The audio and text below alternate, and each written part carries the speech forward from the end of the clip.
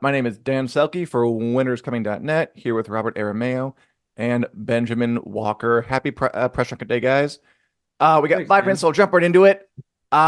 You two were left off the big action episode in season 1 of The Rings of Power. This time you were in the thick of it, these past 2 episodes.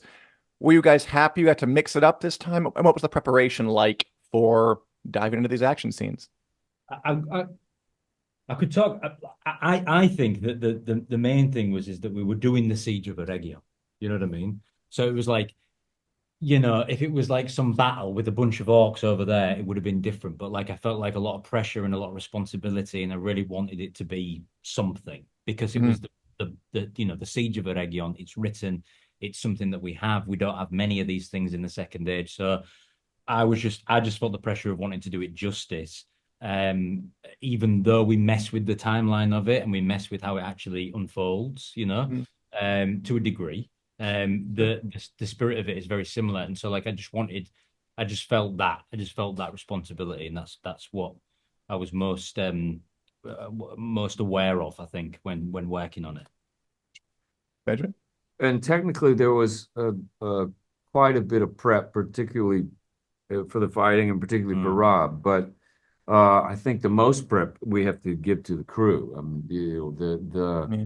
months that it took to take some grassy knoll in the middle of the woods and turn it to a wall in Aragon filled with detritus and destruction and flames was humbling, to say the least. Intense. The final scene of the finale. I finished watching it last night. A lot of fun. So it's you two and Galadriel and Arondir. I think what's going to be Rivendell. I don't think you guys say that, but that's my guess. And it's kind of you two giving an inspirational speech, rallying the elves. I guess my question is about your characters. So you've suffered this huge defeat or this pretty crushing blow at Eregion, but the final scene is pretty hopeful. Where do you think Elrond and Gil-galad kind of find it in themselves after this crushing blow to uplift people like this? Well, in spite of the circumstances at large, we are in a better position in that, in the first episode, there might be seemingly more peace in Middle Earth, but our relationships are fractured. Hmm. I mean, you're jumping off waterfalls for crying out loud. Whereas in the last episode, though we may have suffered a strategic defeat. We may have lost friends and the beautiful city of Region. We stand united in principle and in ultimate goal. There's much more hope in terms of what we are capable of when we work together.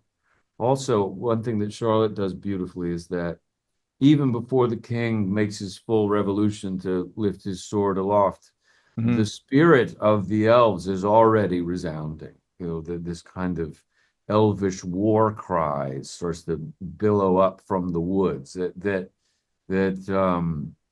really we just kind of turn it loose as opposed to, come on, guys, let's get back in the game. It's more like, are we doing this? And there it is a resounding affirmative. Gotcha. Hey, Robert, I know we're running out of time, but I have one question I wanted to ask you. I might just be dense, but this plot beat I didn't quite get when Elrond goes to kiss Galadriel in the tent. Does he slip her the lockpick? I Yeah, wasn't okay. Sure, yeah, yeah, perfect. yeah, yeah. In that case, the follow-up is, did he kiss her as cover, or did he kiss her because he wanted to, or a little bit of both? Kisser as cover, I would go with.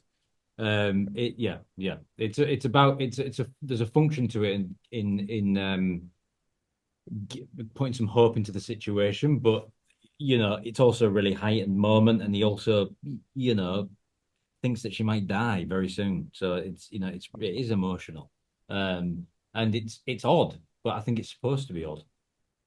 Yeah, that's good. All right, guys. Well, happy Press Junket Day. I'm sure you have a lot more of these to come.